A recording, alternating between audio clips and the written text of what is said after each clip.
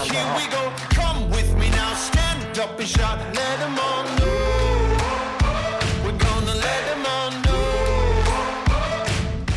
大家好，我是 The Fusion 的 Ricky， 也是宜兰消防队的役男。大家好，我是宜兰消防队警消吴松伟。大家好，我是宜兰分队警消杨长进，欢迎大家回到宜兰消防队，耶！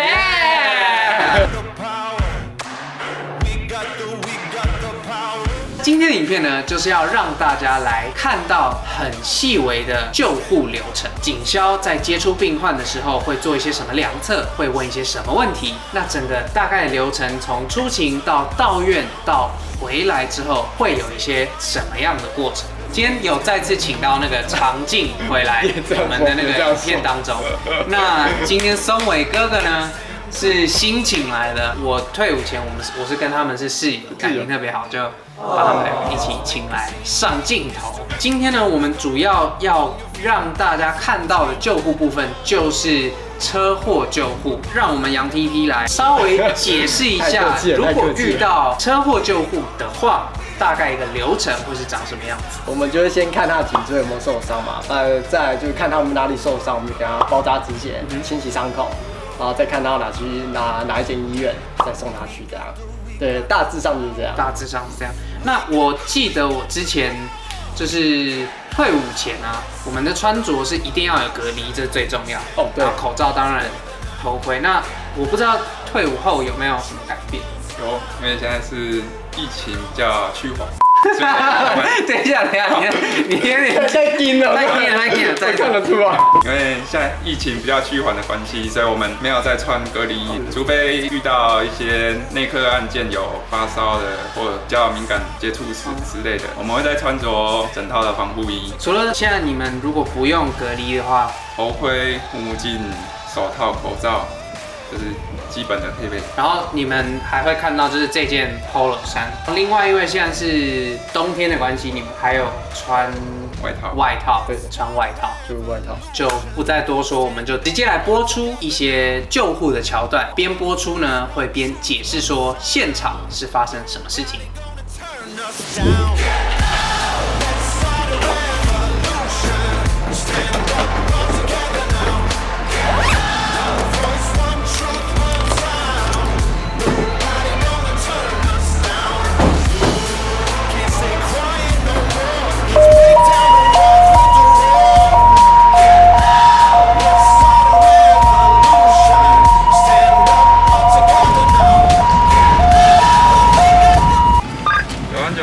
911抵达救现场。号码时间8834。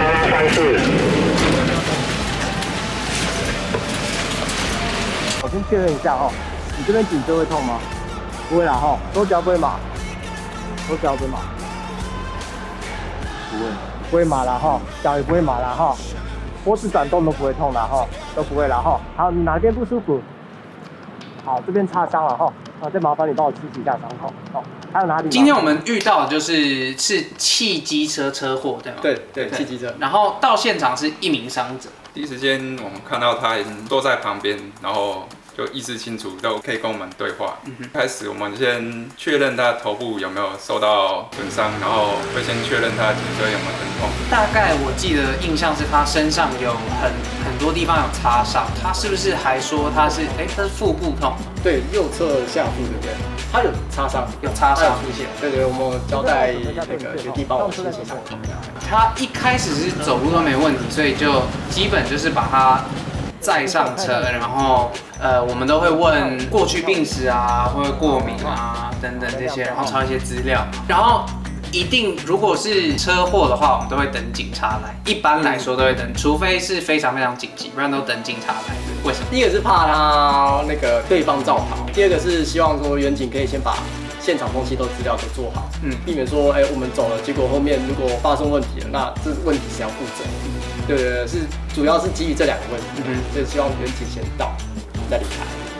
然后员警都会习惯帮他们做酒测的部分。去3到5秒，来，好 OK， 来，好可以的。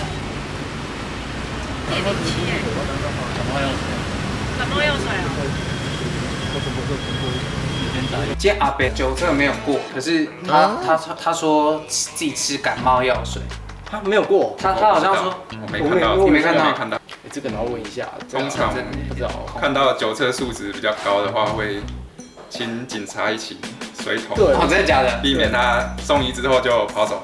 对哦对，现场员警跟我说没关系，就请我们先送了，所以我想说应该是酒测是正常的，这蛮让我意外的。酒要离开就现场，以免伤者送人到医院。JR145。送去医院的过程，前面是驾驶就是主手，然后副手会坐后面。坐后面大概会做一些什么样的量测？跟大家介绍一下。在后面送医过程的后面，我们是做基本的体温、血压、血氧的量测，然后再确认他有没有哪里特别疼痛或不舒服的地方，做一个全身性的检查。因为很难讲，就是现场跟途中跟到医院，有可能是整个翻转。完全就是你可能好好的，然后突然途中就哇，发生什么事了，就欧卡或怎么样，都很难讲。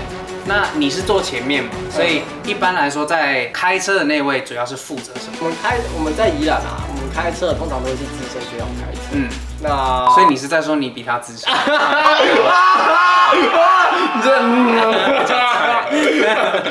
不好说，不可以讲出来，这要卡掉。就是这样，我们就会，因为他经验比较多，他会当主手啊，主手就会先去现场看状况，然后送上之后，我们就会协助送医到医院。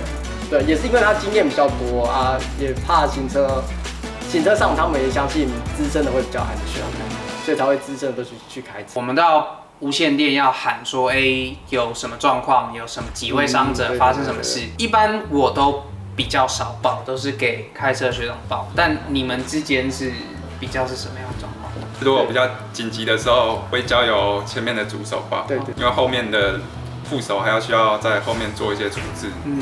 然后如果是后面比较不紧急的时候，就是可以由副手来报，可以让我们开车的人员比较专心一点。对。南大医院，宜兰91呼叫。宜兰9号车站名南京车祸伤者，年约42岁，指出其机车与汽车车祸，目前右手小指及右侧腹及左膝擦伤。目前生命真相我们定义是清楚，约3分钟后都会接受患者的自行接受。那再来最后部分应该就是到院。那到院因为照理来讲是不太能拍摄，我的摄影机就没跟进去，但是头盔应该有。到院之后，我们也稍微让大家了解一下那个流程大概是长什么样。到院后我们就主要是去跟护理师或是医生交接了，对啊，交接我们现场状况嘛。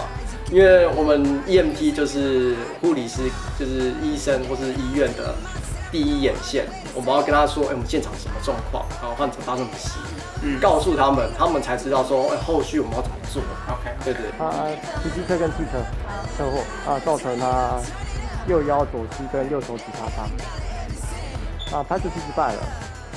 然后你们也会分吧，就比如说主手可能会去，就是主手就是开车那个，大概会去什么做一些什么事，然后副手可能是挂号啊，然后怎样抄一些资料什么。我们通常我们一样是主手是会去做清洁救护车，然后去补那些耗材干嘛的，就是补那些救护车的东西。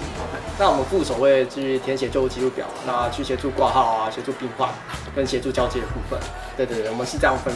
大概结束的时候，然后副手也抄完资料后，就是回分队。回分队基本上我们要报离开医院及反队，然后反队就是我们在做填写一些簿册的事情，然后跟补一些耗材。It's finish。那今天的影片呢，大概就先到这边了。希望大家有对于救护当中警消会需要做一些什么处置，有更加的了解。因为相信可能在 YouTube 上面也很少看到很细腻的去解释或是介绍救护的整个流程，所以希望今天的影片大家喜欢。如果大家喜欢今天的影片的话，要做什么事？按赞、分享、加订阅，开启小铃铛。那也请大家继续关注我们的频道，因为陆续会有更多消防相关的影片。那我们就下次再见喽，拜拜。